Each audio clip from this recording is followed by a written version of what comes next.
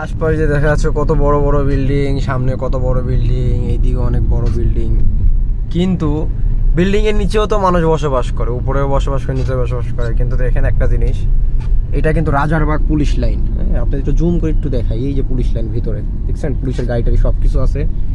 আর এটা police line কয় number gate? সম্ভবত 2 নাম্বার গেট। এই যে পুলিশ লাইন 2 নাম্বার গেট। আর এই জায়গার এই অবস্থা, এই জায়গার হলো এই অবস্থা।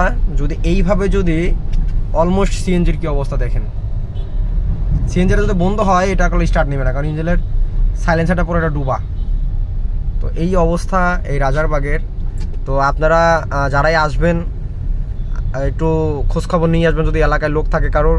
তাছাড়া আশা করে আসবেন না, আসলে আপনাদের জন্য ক্ষতি হবে, উপকার হবে না। হ্যাঁ, সবাই ভালো থাকবেন, আর অবশ্যই ভিডিওটা শেয়ার করে অন্যকে দেখার সুযোগ করে দিবেন, যেন অন্য কেউ দেখতে পারে। দেখেন কী অবস্থা, গাড়ি মারির অবস্থা খুবই বাজে। অবশ্যই ভিডিওটা শেয়ার করে সবার পাশে থাকবেন, আর সবাইকে সবাই দেখার সুযোগ করে দেবেন। আল্লাহ হাফেজ।